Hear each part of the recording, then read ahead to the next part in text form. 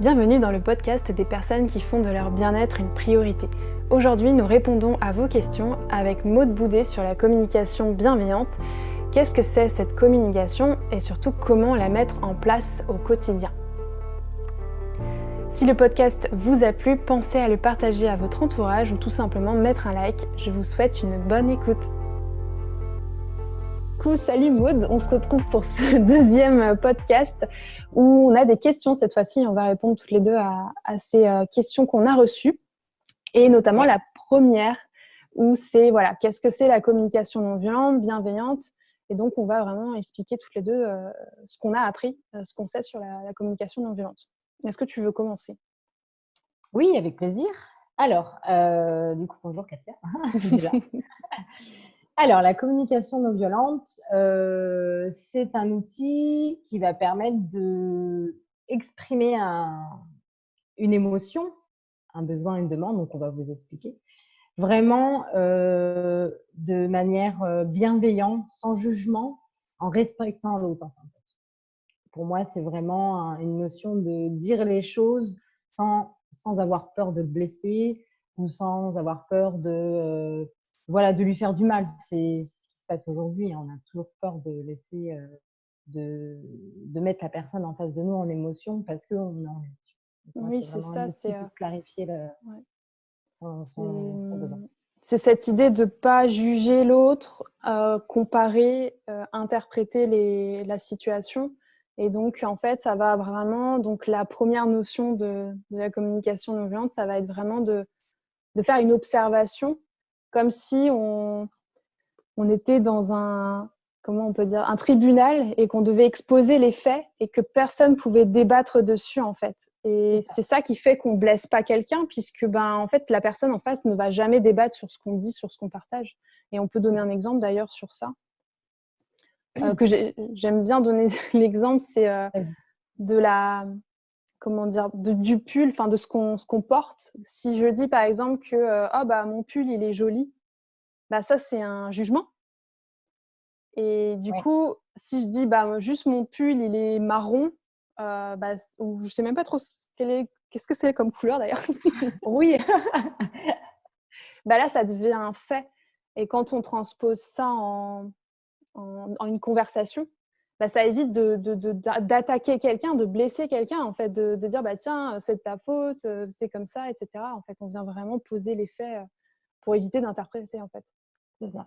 Ouais, on décrit les faits. Moi, je parle souvent je veux décrire un film à la personne et je regarde un écran en fait de cinéma et la personne est à côté. Je décris ce qui se passe, mais vraiment dans les faits et dans aucune interprétation, comme tu le dis. Oui, de Pas sur la manière neutre. vérité. Ouais, complètement avec un regard complètement neutre et en parlant de jeu, quoi, en prononçant le jeu. Alors du coup, là, on a vraiment parlé d'observation de ce qui se passe dans la situation. Et après, on partage ce qu'on ressent. Donc, je ressens de la tristesse, je ressens de la colère, je ressens une frustration, je ressens une multitude d'émotions. Généralement, elles sont plutôt désagréables. Et il faut donc réussir à décortiquer ça. Donc, moi, je me suis aidée d'un support, vraiment un support de CNV où il y avait en recto la liste des émotions. Donc, ça a permis, comme tu disais, d'accentuer mon langage émotionnel. Et l'autre côté, j'avais ma liste de besoins qui me permettait vraiment de savoir quel besoin était important pour vraiment cibler ça. Donc oui, là, c'est vraiment… ça. Ouais, c'est ça, exactement. Et d'un côté, tous les sentiments qui sont agréables ou désagréables, et l'autre côté, c'est les besoins. Ouais. Et effectivement, pourquoi on partage nos sentiments, c'est vraiment dans cette notion que ce qu'on ressent, ça nous appartient. C'est pas à cause de l'autre ou d'une situation, c'est vraiment nous qui ressentons le sentiment. Et donc, on devient responsable, en fait. Donc, dès lors qu'on devient responsable, on exprime par « je », c'est moi qui me sens comme ça. Et du coup, ça change totalement de dire, par exemple, « je me sens en colère » au lieu de « tu me mets en colère ». Oui, complètement. Et je trouve que ça fait aussi une notion de déculpabilité avec la personne en face qui, par exemple, a un tempérament à prendre vite à cœur. Ça permet vraiment aussi de l'aider à se détacher de ça, en plus de nous de se responsabiliser, quoi. Donc, en partageant son sentiment, oui, complètement. Je te rejoins. C'est ça. Et donc après, quand on sent quelque chose, un sentiment, ben, quand il est rempli, enfin quand il est agréable, le sentiment, ben, c'est qu'on a des besoins qui sont remplis, nourris. Et quand on sent des sentiments désagréables, c'est qu'il y a des besoins qui ne sont pas remplis. Donc quand on parle de besoins, ça va être le besoin peut-être de se défouler, le besoin de repos, le besoin d'amour, le besoin d'affection. Et donc si on sait qu'il y en a qui ne sont pas nourris, tout d'un coup on reprend un peu son pouvoir en se disant tiens, si j'ai pas un besoin qui est nourri, peut-être que je peux le nourrir maintenant. Je reprends en fait ma pleine capacité de ce que je ressens, de ce dont j'ai besoin pour le mettre en place dans le quotidien en fait. C'est ça. C'est ce qu'on disait dans le premier podcast où moi, ça m'a permis vraiment de m'apporter de l'amour en justement en disant bon, mon besoin de reconnaissance, mon besoin d'amour, je l'ai pas à l'extérieur. Donc en fait, je me le suis apporté d'une autre manière. C'est ça, oui. Ouais, c'est au lieu de, par exemple, demander à ce que ça soit une personne proche de nous qui remplisse nos besoins, là, c'est nous-mêmes qui prenons conscience de ça pour le mettre en place. Et donc, on va le formuler à la personne avec qui on vit ou de notre entourage pour lui exprimer, lui partager ça et qu'on puisse trouver une entente, en fait. Et donc là, on passe à la quatrième étape, du coup, la demande, en fait. Complètement.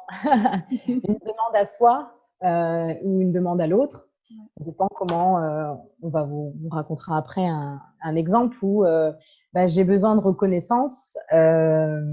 Donc là, on peut faire une demande personnelle où je fais des choses qui m'apportent une satisfaction.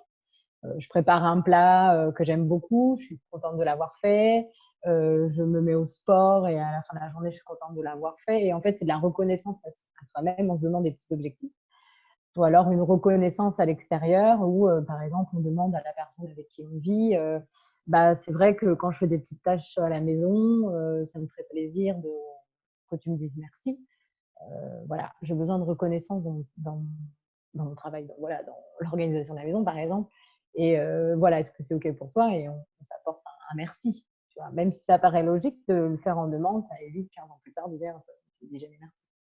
Voilà. C'est ça, c'est quand tu sais, tu as un besoin qui n'est pas nourri, tu ne vas pas le laisser insatisfait pendant des années. Tu vas te dire qu'est-ce que je peux faire pour le nourrir. Donc, tout simplement, quand on a besoin de repos, la demande qu'on peut se faire, c'est tiens, est-ce que je ne ferais peut-être pas une sieste de 30 minutes dans la journée et du coup, je pourrais me reposer vraiment ou d'être toute seule dans un endroit. Et si j'ai besoin d'en faire une demande à quelqu'un, ça va être de lui dire écoute, j'ai besoin de me reposer, est-ce que tu serais d'accord de me laisser pendant 1 heure toute seule aller me balader ou je sais pas, quelque chose comme ça. Et donc du coup là on est vraiment co-créateur en fait avec la personne ou même on crée nous-mêmes en fait ce dont on a besoin. Ouais, ça nous permet également de vivre dans l'instant et d'être dans la conscience de ce qu'on fait plutôt que machinalement et de se respecter encore plus. Ouais. Et c'est là où la bienveillance, en fait, elle rentre en compte parce qu'on est bienveillant envers soi-même parce que du coup, on nourrit nos besoins. Ouais. Et en plus, on est bienveillant envers l'autre parce qu'on n'est pas en train de rejeter la faute sur l'autre en disant ah c'est de ta faute si je peux pas me reposer, etc. En fait. Ouais, c'est trop facile sinon. Oui, ou même une situation, hein, oh, c'est à cause de mon boulot si je peux pas me reposer.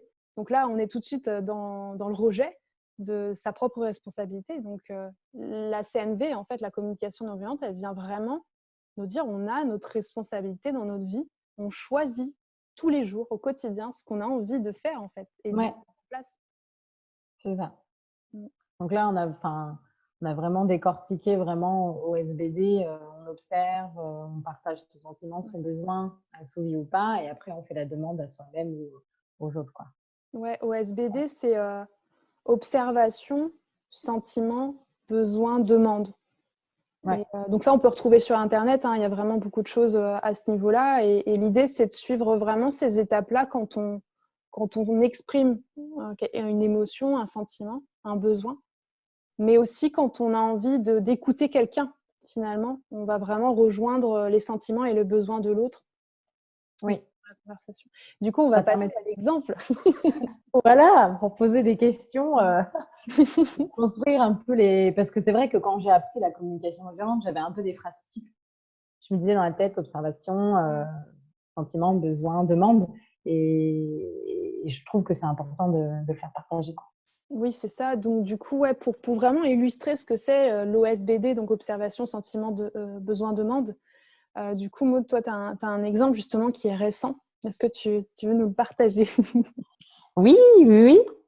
Alors, donc du coup, je suis donc à la recherche d'un appartement et j'ai contacté la propriétaire par mail pour demander les modalités et d'autres photos. Et j'ai reçu du coup un mail en retour avec les explications, les modalités, et la personne me demandait de lui verser un montant de caution avant d'effectuer la visite, parce qu'elle me partageait qu'elle avait eu beaucoup de problèmes avant avec ses anciens locataires. Donc du coup, moi, là, à ce moment-là, je me suis dit, je vais lui envoyer un message en CNV. C'est le moment pour partager, pour lui dire ce que je ressens et le besoin derrière à sa demande, en fait. Du coup, lorsque j'ai écrit le message, j'ai repris ces mots et j'ai observé ce qu'elle disait. Ça veut dire que j'ai expliqué, je comprends ce que vous m'avez dit, que vous avez rencontré des locataires qui avaient eu des difficultés ou qui ne vous ont pas réglé, et donc je peux comprendre cette demande. Voilà. Et dans son message, elle expliquait qu'elle avait besoin d'une personne, de voir qu'elle était honnête. Et donc, du coup, en fait, j'ai repris ce sentiment-là que je sentais, où j'avais ce sentiment qu'elle ne me faisait pas confiance, forcément, et que je lui ai demandé que j'avais besoin aussi de savoir que j'avais une personne honnête en face, en fin de compte. Donc, je partage complètement ce sentiment et son ressenti. Et du coup, je lui demandais si, avant d'envoyer un mail, envoyer un chèque de caution, si on pouvait au moins se rencontrer et faire une visite. Donc, j'ai fait ma demande. Donc, j'ai repris les mots en parlant du message. J'ai expliqué que j'avais aussi besoin d'honnêteté, tout comme elle. Je respecte aussi vraiment son empathie, l'empathie que j'ai pour cette personne. Et après, je lui ai demandé… bon, la personne m'a répondu qu'elle n'était pas d'accord et c'est OK. Voilà. Mais c'est vrai qu'avant, soit peut-être que j'aurais donné complètement le chèque de caution voilà, avant de faire la visite, en sachant que peut-être que la visite n'aura jamais eu lieu.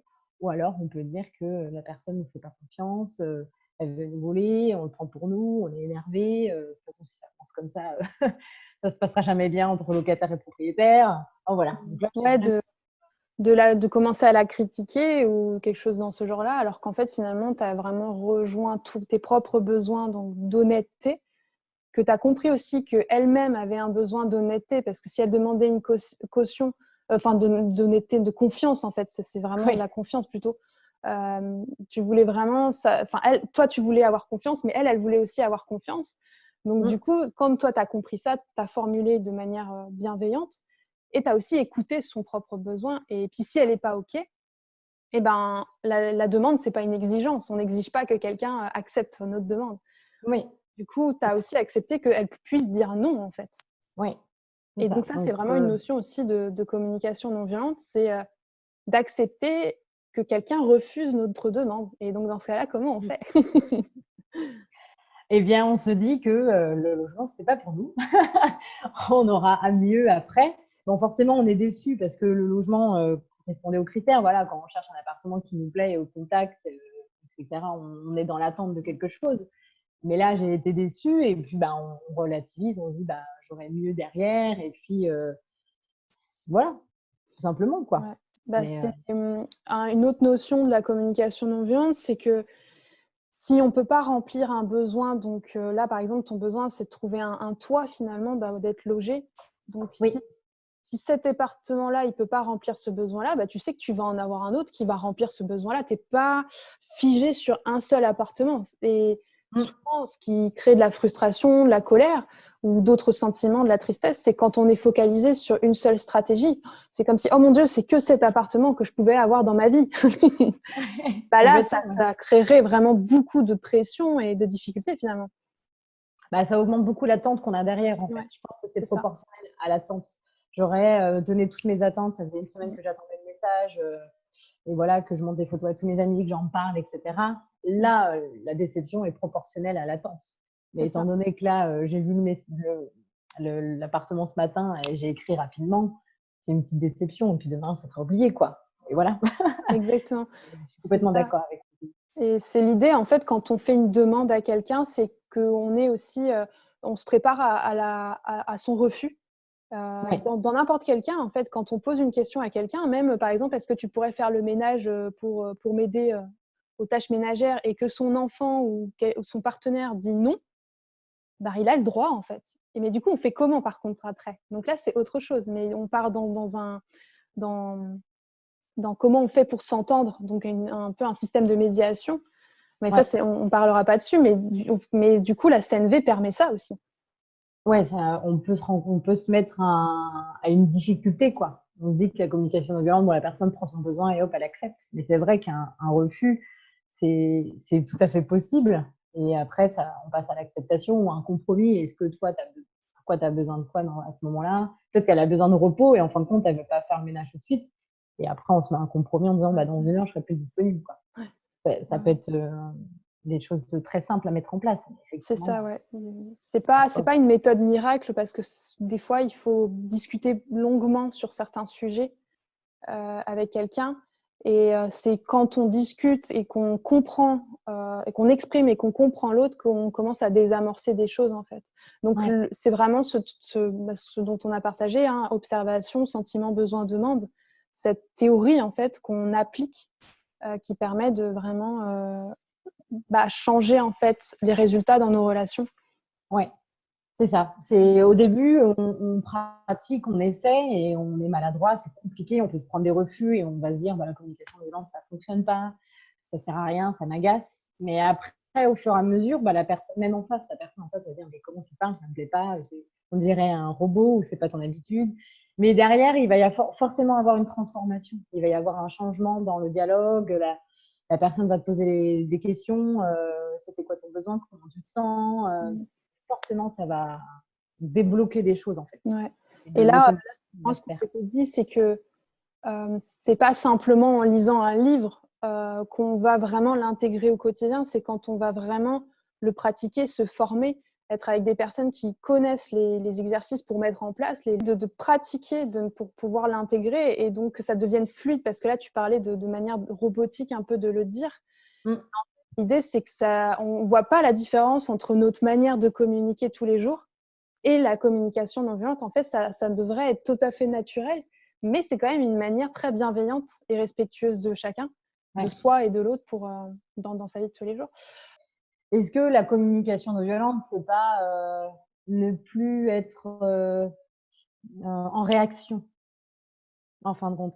C'est un peu, bah voilà, on vit des émotions, on est calme, on est sage, mais du coup, on se donne plus le droit d'être en colère, vraiment, tu vois. On n'ose plus exploser parce qu'on a eu un outil et du coup, on a l'impression qu'on n'est plus du tout en cohérence avec avec notre métier déjà de coach parce qu'on maîtrise un outil. Et si un jour j'ai envie de péter un câble parce qu'il y a une personne qui a coupé la route et je me suis acheté une nouvelle voiture et qui a pas respecté sa priorité à droite, j'ai le droit d'être en colère. Je veux dire, voilà. Mais après, j'ai besoin de ça, etc. Bon, je fais ça, là, voilà, je râle et tout ça, ça m'agace. Mais c'est vrai que quand je reprends la personne, bah, je peux dire, voilà, j'ai besoin que vous avez, je sais pas, je me suis sentie en colère, je m'excuse de vous avoir parlé comme ça, j'avais besoin voilà, je trouvais ça injuste, c'est ma nouvelle voiture, voilà.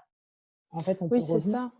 En fait, la communication non violente, c'est ne plus être un Bouddha. C'est pas l'idée d'être un Bouddha et de ne pas ressentir d'émotions et d'être neutre. C'est quand il y a une émotion ou un sentiment qui nous traverse, c'est de se sentir totalement responsable de ce qu'on ressent. Donc, si je suis ultra en colère, j'ai le droit d'être en colère. Mais par contre, c'est vraiment juste entre moi et moi.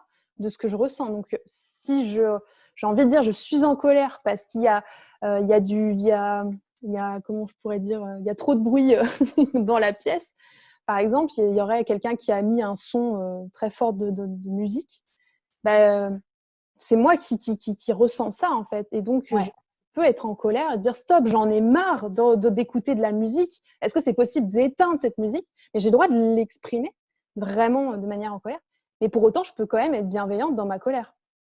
Oui, parce que en fait, tu parles que de toi et tu dis pas, ouais, bon, il arrête de mettre la musique à fond, lui. Et, enfin, j'extrapole vraiment le jugement en montrant, comme on dit, au bout du doigt, quoi, vraiment en extrapolant le truc, quoi. Ouais, c'est et ça. c'est ça.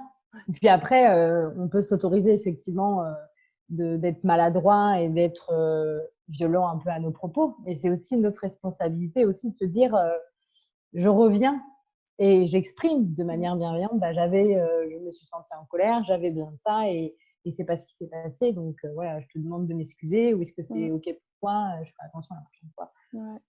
Tu vois un truc. Ce que j'ai envie de rajouter aussi par rapport à ça, c'est au niveau de comment c'est aussi développer notre cerveau. C'est-à-dire qu'il y a des moments où aussi l'important, c'est de s'isoler parce qu'en fait, notre cerveau, il s'est construit d'une certaine manière où on va être tout de suite dans la réaction. C'est-à-dire, si je ne vais peut-être pas rentrer dans les détails, mais si certains veulent aller regarder, c'est vraiment l'idée que ça s'est construit avec le cerveau reptilien, limbique, le néocortex. Et donc, l'information, quand on vit une situation, ça passe d'abord par le reptilien, le limbique et le néocortex. Donc, quand on vit, par exemple, quelque chose qui est de difficile, on va tout de suite ressentir une émotion et on va vouloir attaquer ou fuir, en fait, la situation. Et donc, quand on sait que c'est quelque chose de normal, c'est l'idée aussi peut-être d'utiliser son dernier cerveau, c'est-à-dire pour aller réfléchir, prendre du recul et de se dire, tiens, peut-être que ça serait bien que j'aille me calmer avant d'aller parler à quelqu'un, parce que là, je sens que je suis complètement embrouillée, ça ne sert à rien d'en parler, en fait. Et que parfois, j'avais envie de dire un truc par rapport à ça, c'était… Moi, ça me fait penser aussi au fait que vraiment la maturité émotionnelle est possible et vraiment envisageable à partir de 30 ans. Parce que toutes les connexions nerveuses se construisent et surtout le cerveau frontal, non, néocortex. le néocortex. Et donc, du coup, c'est ça qui fait qu'on à 30 ans où c'est un peu plus facile, on va dire, d'avoir du recul, etc., qu'une personne de 20 ans. C'est ça. Bon, elle a cette facilité de transformer un petit peu ses pensées, mais au moins, voilà. Oui, on pourrait rentrer vraiment dans des détails du comment le cerveau s'est vraiment construit au fil des années, et sachant qu'un enfant de 5 ans, de 15 ans ou un adulte ne va pas du tout fonctionner de la même manière pour gérer ses émotions. Donc, c'est super important aussi de le savoir. C'est ça. Il y a la question de comment on pourrait exprimer différemment ses émotions que verbalement. La meilleure méthode qui a été même qui a été prouvée scientifiquement, c'est vraiment d'écrire. La description. Juste de prendre un papier et un stylo et d'écrire ses émotions, qu'est-ce que je ressens, de déverser sa colère par l'écriture, en fait, suffit déjà à s'apaiser. Donc, des fois, on n'a pas besoin de l'exprimer. D'accord. Ouais, c'est vraiment extérioriser. Le fait de le lire, ça permet de mettre vraiment des Non, mots. d'écrire. D'écrire, ça va éclaircir la pensée. Okay. Vaut mieux ça, parce que moi, j'ai déjà entendu beaucoup de personnes dire oui, aller frapper sur un punching ball, frapper des oreillers, crier, etc. Ça réactive la colère. Ça ne la calme pas. D'accord. Ok. Donc, en gros, même la tristesse, en parler à quelqu'un sans qu'il fasse de l'empathie, ça ne va pas l'aider. Par contre, écrire, ça va aider une personne. D'accord. En fait, je disais dans le sens que si on écrit, on va certainement après avoir une lecture. En fait, on va relire ce qu'on a écrit peut-être. Oui, aussi. Ouais, ça va permettre de… c'est ça. C'est la lecture, mais juste avant la lecture, tu as déjà l'apaisement qui se produit. Je ne sais pas si tu as déjà fait de l'écriture. Quand tu étais dans un sentiment désagréable et vraiment de tout écrire de manière pas réfléchie, mais de tout déverser. Si, bien sûr, je l'ai fait. Ouais. Donc, c'est très automatique en fait. On ne réfléchit pas. J'ai pas un tempérament à avoir vraiment cette écriture automatique où les mots me viennent quand j'ai envie de parler d'un sujet. Là, quand on est en émotion, c'est vrai que ça vient tout seul. Ou quand on veut vraiment parler d'une gratitude, quand il y a vraiment un truc automatique, quoi. Et du coup, j'imagine que tu as senti justement ce processus à chaque fois que tu écris, au fur et à mesure, ça s'apaise, non? Oui, complètement. Et puis on sent qu'en fait, on peut avoir telle émotion et puis en fin de compte, tout. Ouais, c'est ça. Ouais. C'est ça. Et du coup, après, bien sûr, tu relis et tu te dis, c'est peut-être pas si grave que ça ou peut-être d'autres choses. Ouais. J'ai l'impression que j'arrive plutôt à l'essentiel du coup. Ouais, c'est ça. Ouais, s'il y a vraiment une émotion et derrière, l'émotion qui me parle le plus, c'est un peu les dernières, enfin. Ouais. Donc, c'est cette idée-là, en fait, que l'écriture, elle permet d'éclaircir ce qu'on ressent et du coup, on n'a pas forcément besoin de l'exprimer, en fait, verbalement. Ou même physiquement, du coup. Oui, bien sûr. C'est intéressant à mettre en place parce que on peut vraiment s'isoler pour le faire. Ouais. Et donc, du coup, c'est intéressant s'il y a des personnes qui sont en difficulté à parler parce qu'on peut effectivement savoir l'outil, mais prendre les devants et oser parler à une personne qui nous déstabilise, son patron, une personne qui a une plus grosse voix, etc. On peut être déstabilisé. Donc, c'est intéressant effectivement d'écrire quoi. Et puis même à côté, si on écrit, c'est ce que je faisais quand je commençais à appliquer la communication non violente. J'écrivais quand je savais que je devais aborder quelque chose qui était pour moi difficile. J'écrivais à côté et quand j'avais fixé un rendez-vous avec la personne pour parler, j'avais mes petites notes, mais ça me gênait pas en fait. Je me dis au moins ça me rassure, j'avais besoin de ça. Et donc du coup, c'était une certaine façon effectivement d'écrire et d'apaiser un peu mon émotion. De poser, mettre des mots sur ce qu'on ressent en fait, alors pour conclure, moi je dirais que c'est un outil où pendant le premier podcast, les gens ont peut-être trouvé une fluidité et une facilité en fait de la faire. Mais c'est parce que nous deux, c'est ancré dans notre quotidien. Alors que là, les personnes qui veulent apprendre la communication non violente, il ne faut pas hésiter déjà d'avoir un support qui se trouve très facilement sur Internet, vraiment avoir avec la liste et de s'entraîner au quotidien, même avec nos enfants ou avec notre conjointe, de noter nos phrases et après, regarder des conférences, lire des livres, mais comme tu disais, pratiquer tout le temps un peu, tout le temps. Et quand je dis pratiquer, c'est au début, on peut le faire de manière autonome, comme tu dis, justement avec des livres, des conférences, etc. Mais j'insiste vraiment sur le fait d'être accompagné par des gens qui ont été formés parce qu'ils vont apporter une supervision, un regard et ils vont compléter la théorie. Ils vont même aller apporter beaucoup plus de manière approfondie la théorie, en fait, et de la comprendre et de la ressentir vraiment dans son corps. Ça va vraiment s'intégrer, en fait. Et ça, j'insiste vraiment là-dessus parce que je le répète tout le temps, mais c'est vraiment que moi, j'ai vu la différence entre simplement utiliser la théorie, même pratiquer au quotidien, et pratiquer en formation. Ça vraiment, c'est deux choses complètement différentes. Donc, les personnes qui veulent commencer, vous pouvez, en théorie, mais pensez aussi à un moment donné à être supervisé par des formateurs ou des animateurs. Pour vraiment comprendre et voir si on la pratique correctement ou si on rencontre des difficultés pour être guidé, oui, complètement. C'est ça. Et puis, ça permet de donner de l'entrain pour commencer, quoi. J'ai un exemple, mais on va s'arrêter là. Non, c'est l'idée d'être à l'aise dans cette communication-là.